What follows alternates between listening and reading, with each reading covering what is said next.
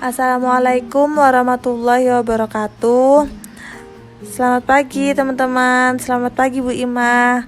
Bagaimana kabarnya? Semoga baik-baik saja ya teman-teman. Di sini kami kelompok 3 akan mempresentasikan tentang perencanaan modal dan penganggaran. Beranggotakan 5 orang, yakni yang pertama Elfrida Hanifah, yang selanjutnya Fajar Arif, yang selanjutnya Febi Jananta Putra, Hana Sahli, dan Jihan Safira Aldama. Terdapat beberapa subbab yang kami akan presentasikan. Yang pertama adalah pertimbangan perencanaan modal, di mana alokasi sumber daya dalam suatu perusahaan harus diarahkan ke daerah-daerah yang memiliki prospek terbaik untuk menghasilkan nilai. Nilai dapat mengambil beberapa bentuk. Yang paling umum adalah laba atas investasi, di mana pengambilan mungkin timbul dengan menghasilkan bisnis baru atau dengan meningkatkan produksi yang mengarah ke volume penjualan yang lebih besar dan pada gilirannya menjadi nilai penjualan yang lebih besar, atau kembalinya mungkin timbul dengan pengurangan biaya atau mengurangi kemacetan. Bentuk nilai lain lebih bersifat defensif, termasuk pertemuan hukum, lingkungan, keamanan atau peraturan persyaratan, keberlangsungan aset yang ada dan bisnis yang ada, serta pengurangan resiko. Apa itu budget? Budget atau anggaran adalah alokasi sumber daya keuangan untuk fungsi atau area tertentu dan mewakili komitmen pada bagian manajemen untuk kegiatan yang sesuai. Sebaliknya, apabila kurangnya alokasi anggaran untuk suatu kegiatan merupakan indikasi de facto atas kurangnya komitmen manajemen terhadap kegiatan tersebut. Anggaran umumnya didasari oleh proposal yang masuk akal dan mereka yang membantu untuk mempromosikan perencanaan yang baik dan alokasi sumber daya yang adil. Perubahan anggaran ini sendiri membutuhkan persetujuan manajemen senior dan memerlukan pembenaran yang signifikan. Anggaran juga membantu manajer di sebuah tingkatan untuk merencanakan dan mengendalikan kegiatan bisnis. Dalam manajemen aset terdapat 2 jenis anggaran. Yang pertama, anggaran modal yang dikenal sebagai CAPEX, capital expenditure atau belanja modal. Yang kedua ada anggaran operasi dan pemeliharaan yang dikenal sebagai OPEX, operation expenditure atau pengeluaran operasi, di mana anggaran modal digunakan untuk membeli aset tetap, sedangkan anggaran operasi digunakan untuk mengoperasikan bisnis dan untuk membeli barang-barang pengeluaran. Kedua jenis anggaran memerlukan manajemen yang sangat berbeda, di mana anggaran operasi digunakan oleh Departemen Operasi untuk menutupi pengeluaran yang diperlukan untuk mendukung kegiatan berlangsung, seperti upah, bahan, sewa, pembayaran sewa peralatan. Sedangkan anggaran modal digunakan untuk memperoleh barang-barang utama dari pabrik dan peralatan, membutuhkan analisis kebutuhan bisnis dan opsi investasi, diikuti oleh akuisisi rinci, perencanaan, dan implementasi. Kesalahan yang umum terjadi adalah anggaran CAPEX dan OPEX terlalu terpisah dalam hal fungsi manajemen dan tanggung jawab. Ini dapat membahayakan, misalnya untuk pengeluaran OPEX yang berlebihan untuk mempertahankan peralatan penuaan yang seharusnya telah diganti lebih awal dari anggaran CAPEX. Selanjutnya ada peralihan kewenangan. Masalah dalam organisasi perusahaan adalah sejauh mana otoritas harus didelegasikan atau didelegasikan ke tingkat anak perusahaan. Sebagai contoh, dalam sistem penyediaan air di negara bagian, awalnya ada 10 daerah. Setiap wilayah memiliki aset lokal dan mengolahnya seberapa baik, berapa tidak begitu baik. Karena setiap daerah ada yang daya beli mereka rendah, akses mereka ke dana modal dan tingkat dukungan teknis mereka juga terbatas. Untuk mengatasi masalah ini, maka kepemilikan dan pengambilan keputusan dapat dilakukan secara terpusat. Namun, pendekatan ini memiliki kelemahan bahwa manajer lokal merasa kurang tertarik dan kurang memiliki otoritas atas aset di wilayahnya. Di banyak kasus, kondisi aset memburuk karena mereka tidak mengakui birokrasi terpusat untuk daerah terpencil. Untuk mencapai keseimbangan, kepemilikan aset dipindahkan kembali ke tempat wilayah besar dengan efek positif, fungsi dukungan teknis dan keuangan tetap terpusat. Manfaat dan disbenefitnya dari sentralisasi masih bisa diperdebatkan, tetapi penting untuk membuat penggunaan tetap terlibat. Untuk selanjutnya akan dijelaskan oleh rekan saya, yaitu Hana Sahli. Terima kasih. Selanjutnya ada proses perencanaan. Perlu kita ketahui terlebih dahulu bahwa perencanaan dan penganggaran modal merupakan bagian integral dari rencana pengembangan bisnis. Rencana tersebut mungkin melibatkan konsolidasi, pengurangan risiko, atau outsourcing, dan tidak selalu dalam bentuk ekspansionis. Istilah ekspansionis ini bagi pengusaha untuk mendorong pertumbuhan ekonomi atau sebagai lawan dari tidak adanya pertumbuhan ekonomi. Untuk memeriksa kelayakan finansial dari keseluruhan program, organisasi akan membuat analisis yang menunjukkan aliran kas yang dianggarkan, neraca yang dianggarkan, dan laporan laba dan rugi yang dianggarkan. Dalam pengembangan rinci dari analisis ini akan menjadi fungsi akuntansi atau perencanaan keuangan daripada fungsi manajemen aset, sehingga tidak perlu mempertimbangkan secara detail. Namun, penting juga jika datanya disediakan sebagai dasar untuk laporan ini. Data yang disediakan seakurat mungkin dan akan membutuhkan masukan dari manajemen aset. Nah, hasilnya dapat mengarahkan kita untuk mempertanyakan pilihan opsi sebelumnya dan mungkin memerlukan modifikasi atau perubahan pada bagian risiko. Yang berikut ada periode perencanaan. Dalam proses perencanaan untuk program belanja modal juga perlu dipertimbangkan berbagai periode perencanaan seperti periode 1 tahun, 3 tahun, 5 tahun, 10 tahun, dan 20 tahun. Dan keseimbangan harus dicapai antara stabilitas dan fleksibilitas dalam hal perubahan situasi. Di sini rencana 1 tahun adalah komitmen perusahaan saat ini. Apresiasi dari lead time yang terlibat dalam pelaksanaan rencana akuisisi aset sangat penting. Jadi, kita perlu untuk memperkuat rencana kita untuk proyek-proyek tertentu, untuk periode tertentu ke depan, atau masa yang akan datang, tergantung pada lead time yang terlibat. Yang berikut ada sumber dan penggunaan dana. Nah, teman-teman, dalam rencana pengembangan bisnis, kita juga harus mengetahui sumber dana yang akan digunakan dan penggunaan dana yang tepat.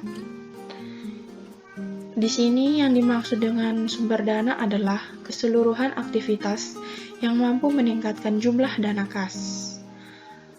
Adapun pengertian dana dalam pengertian kas, artinya setiap ada perubahan elemen yang ada pada laporan keuangan akan menambah atau mengurangi kas. Sumber-sumber dana yaitu berkurangnya aktiva lancar selain kas, berkurangnya aktiva tetap, bertambahnya setiap jenis hutang, bertambahnya modal tersendiri, adanya laba dari operasi perusahaan, dan penyusutan. Sedangkan yang dimaksud dengan penggunaan dana di sini adalah keseluruhan aktivitas yang mengurangi jumlah dana kas yang tersedia. Penggunaan dana meliputi bertambahnya aktiva lancar selain kas, bertambahnya aktiva tetap, berkurangnya setiap jenis hutang, berkurangnya modal sendiri, pembayaran kas dividen, dan adanya kerugian perusahaan. Di sini terdapat juga ketidakcocokan yang signifikan dalam sumber dan penerapan, menciptakan bahaya. Sumber dan penerapan dana dapat menciptakan bahaya bagi organisasi manapun dan harus dijaga. Sebagai contoh, perkeretaapian mungkin mendapatkan sebagian besar pendapatan bersihnya dari operasi pengangkutan, tetapi dapat mengarahkan sebagian besar anggarannya ke operasi penumpang. Oke teman-teman, di sini saya akan mempresentasikan capital rationing atau penyataan modal. Kebutuhan anggaran modal sering melebihi keuangan yang tersedia. Prioritas proyek dan keputusan seperti apa atas barang yang dapat dibelanjai berdasarkan jumlah modal yang bersedia dalam anggaran disebut sebagai penyataan modal. Beberapa proyek mungkin non-diskresioneri atau diskresioner. Dalam arti peraturan, mereka harus dilakukan. Ini bisa termasuk untuk non-diskresioneri, yaitu mitigasi risiko untuk kesehatan dan keselamatan dan perlindungan lingkungan atas peningkatan keandalan di bidang-bidang penting. Yang lain mungkin penting untuk bisnis, seperti mempertahankan kontinuitas aset yang menyediakan layanan penting, serta perluasan kapasitas penting. Proyek lain mungkin bersifat diskresioner atau mengambil keputusan sendiri dalam situasi yang dihadapi, namun tetap penting bagi kesuksesan bisnis yang sedang berlangsung. Jadi bisa disimpulkan pengeluaran untuk biaya pada periode tertentu atau aset tetap yang dapat dihilangkan atau dikurangi tanpa berdampak langsung pada laba. Mengapa demikian? Karena ada beberapa fakta yang harus diperhatikan, yaitu faktor utama adalah laba finansial itu sendiri atas modal yang diinvestasikan, dan aspek ini dipertimbangkan secara rinci dalam bab selanjutnya. Lalu ada umur dan profil teknis dari peralatan modal utama akan ditentukan oleh pola instalasi di masa lalu.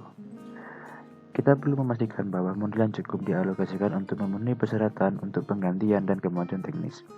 Pola penggantian yang kadaluarsa menghasilkan persyaratan modal yang tidak merata.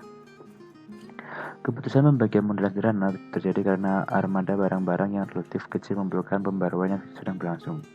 Jadi kita kasih contoh, yaitu ada layanan pos Newistan yang memiliki banyak armada mobil, tetapi anggaran terbatas untuk penggantian mobilnya atau van.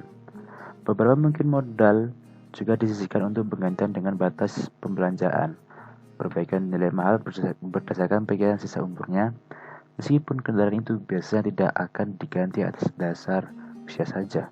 Maka dari itu, van tersebut atau mobilnya diidentifikasikan dengan nomor registrasi, lalu usia dalam beberapa tahun, dan sejauh mana kilometernya berjalan. Nah, ini adalah contoh dari tabel yang telah saya buat dari layanan pos Newistan yang memiliki banyak armada mobil. Di sini layanan pos Newistan menganggarkan $200.000 telah dialokasikan untuk penggantian dan biaya perjalanan, masing-masing $45.000 setiap kendaraan. Di sini layanan pos Newistan mengidentifikasi menjadi 5 kolom. Yang pertama adalah registrasi kendaraan itu sendiri, lalu umur kendaraan, kilometer kendaraan, lalu akumulasi biaya, dan kebijakannya diganti atau tidak. Bisa kita lihat di sini ada 6 kendaraan yang mengalami penggantian, yaitu ada 4 dan sisanya tetap. Mengapa? Karena di situ kita bisa lihat di akumulasi biaya yang telah disediakan oleh layanan pos Newiston yaitu $200.000. Jadi yang mengalami penggantian otomatis yang di bawahnya $200.000 yaitu kendaraan. Lalu sisanya yang di atas $200.000 adalah tetap. Maka dari itu, dalam contoh armada kendaraan yang baru saja saya berikan ini, saya tampilkan, mudah untuk menentukan peringkat kendaraan dalam prioritas memesan untuk penggantian, karena semuanya berdasarkan sama. Dalam kasus lain, kita perlu membuat sistem peringkat berdasarkan faktor-faktor seperti kondisi dan kekritisan kendaraan untuk menetapkan terminologi yang konsisten. Kita dapat mendefinisikan deskriptor untuk kondisi dan untuk kekritisan seperti yang ditunjukkan anggaran, kemudian menunjukkan kondisi dan kekritisan dari berbagai pengertian yang diusulkan. Oke teman-teman, itu presentasi dari saya. Selanjutnya akan dilanjutkan oleh teman saya. Assalamualaikum, kembali lagi dengan saya Fajar Arif Wijaya. Kali ini saya akan meneruskan penjelasan dari Mas Febi Jananta Putra. Di sini saya akan memberikan contoh dari prioritas penggantian berdasarkan kondisi dan kekritisan. Perusahaan memiliki beberapa aset. Dalam contoh kali ini, saya membawakan aset berupa ekskavator E, pump 12, air motor B, pump 59, generator 1, and conveyor 3. Itu adalah barang-barang yang dimiliki ataupun aset yang dimiliki oleh perusahaan. Lantas, bagaimana kita memposisikan barang yang akan diganti? Nah, tentu saja perusahaan memiliki dana yang terbatas. Hal ini yang mendasari pentingnya prioritas penggantian. Pada kali ini, tingkat kekritisan tinggi, sedang, rendah. Saya memiliki beberapa contoh tersebut. Lantas bagaimana kita memprioritaskannya? Nah, kita lihat dulu. Apabila tingkat kekritisannya tinggi, itu harus cepat segera diganti. Sebab hal ini akan mempengaruhi jalannya perusahaan ke depannya. Namun tidak semua itu diganti. Dalam kasus ini, saya mengambil contoh hanya tinggi dan sedang saja, karena dananya perlu diingat tadi, terbatas seperti itu. Nomor 1, ekskavator A dengan kondisi 0, tingkat kekritisannya tinggi. Kita taruh paling atas. Dengan biaya ganti 845.000, keputusannya diganti. Yang kedua ada pump 12. Kondisinya sangat rendah, tingkat kekritisannya juga tinggi. Nah, itu sebabnya kita taruh di urutan kedua dengan tingkat kekritisan yang tinggi. Biaya ganti 290.000, keputusannya diganti. Tingkat ketiga ada aset air motor B. Kondisi sangat rendah, kekritisannya sedang. Biaya gantinya 135.000. Keputusannya diganti. Kenapa hal ini air motor B ini dimasukkan ke dalam penggantian? Karena yang pertama itu tingkat kekritisannya sedang, sudah termasuk sedang. Yang kedua adalah biaya gantinya yang lebih murah. Nah, ini tentu saja apabila perusahaan masih mampu untuk mengganti barang ataupun memperbaikinya, tentu hal ini akan dilakukan perusahaan dan dimasukkan ke dalam prioritas. Yang keempat ada pump 56. Kondisinya lemah, kekritisannya tinggi. Biaya gantinya namun lebih mahal. Nah, namun dana perusahaan masih cukup untuk mendanainya. Hal ini yang menyebabkan keputusannya diganti. Yang kelima, ada generator 1. Kondisinya lemah, tingkat kekritisannya sedang. biaya gantinya 380.000. Keputusannya tetap ataupun tidak diganti. Hal ini karena tingkat kekritisannya sedang dan dananya terbatas, teman-teman. Jadi perusahaan lebih memilih air motor B. Seperti itu. Dan yang terakhir, ada tingkat kekritisan yang rendah, yaitu conveyor 3. Tingkat kekritisannya saja rendah, jadi tidak perlu membuang dana perusahaan untuk menggantinya, jadi masih bisa digunakan lagi, seperti itu. Namun ada faktor-faktor lain yang perlu dipertimbangkan dalam penggantiannya tersebut. Faktor lain tersebut antara lain adalah yang mencakup seperti keselamatan, persyaratan peraturan, atau resiko kehilangan bisnis ataupun kehilangan kesempatan. Perlu diingat, apabila proyek berjalan, resiko yang diterima itu ataupun yang akan dihadapi besar atau kecil. Terus setimpal atau tidak dengan resiko tersebut. Nah, itu dia sebabnya perusahaan perlu adanya prioritas penggantian. Di sini kita memposisikan sebagai manajer aset. Setelah kita mengklasifikasikannya berdasarkan prioritas penggantian, kita selanjutnya melaporkan ke manajemen senior. Kita akan melaporkan ke manajemen senior untuk selanjutnya mengambil keputusan. Jadi kita melaporkan ke manajemen senior itu tidak kosongan ataupun tidak memiliki data yang jelas. Jadi kita harus memiliki data dan bisa membaca aset perusahaan, seperti itu. Yang kedua, saya ingin menjelaskan mengenai ikhtisar perencanaan anggaran modal.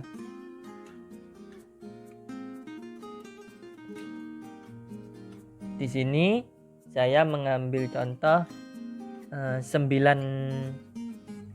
proyek seperti itu dengan berbagai status. Ada yang sedang berlangsung, ada yang rencana disetujui, tahap visibilitas, tahap previsibilitas, kemudian ada tahap persyaratan. Seperti yang sudah saya sampaikan tadi, dalam pengambilan keputusan harus dipertimbangkan juga resikonya itu seperti apa, terus besar atau kecil. Kemudian hal yang didapat oleh perusahaan itu setimpal atau tidak, seperti itu. Dalam kasus maksud saya ikhtisar perencanaan anggaran modal kali ini, yang pertama vehicles type A, itu statusnya sedang berlangsung. Kemudian ada building C development juga sedang berlangsung. Set X clear and dispose sedang berlangsung. Sedang berlangsung ini berarti proyeknya sedang berjalan, seperti itu. Kemudian ada building B extension, rencananya sudah disetujui. Terus ada pumping system replacement, ada tahap visibilitas, teman-teman. Tahap visibilitas ini adalah tahap yang kemungkinan layak untuk disetujui.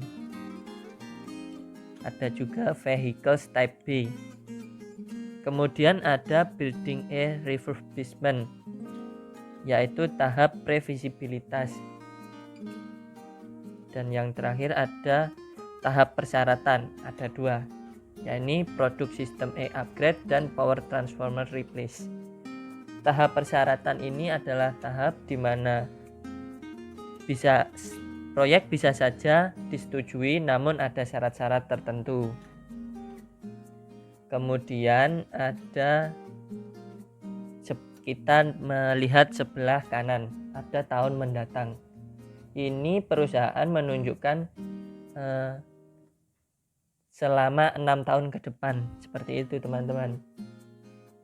Ada yang anggarannya besar, ada yang anggarannya kecil.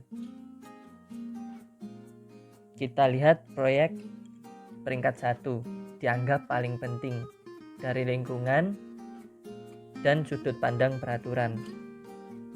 Kemudian ada proyek kedua yang memiliki peringkat kedua, memiliki tingkat pengembalian internal yang tinggi dan dipandang penting untuk kebutuhan bisnis yang sedang berlangsung. Hal ini berarti perusahaan bisa saja memperoleh laba yang besar. Kemudian ada proyek peringkat ketiga adalah persyaratan keamanan dan seterusnya. Nah, ini semua pasti tentu ada resikonya. Jadi dipilih berdasarkan tingkat resiko, terus labanya bagaimana, itu juga harus dipikirkan matang-matang. Seperti itu. Terima kasih, itu saja dulu. Wassalamualaikum warahmatullahi wabarakatuh. Selanjutnya, saya akan menjelaskan subbab berikutnya, yaitu penganggaran modal. Penganggaran modal ini ada dua pengertian.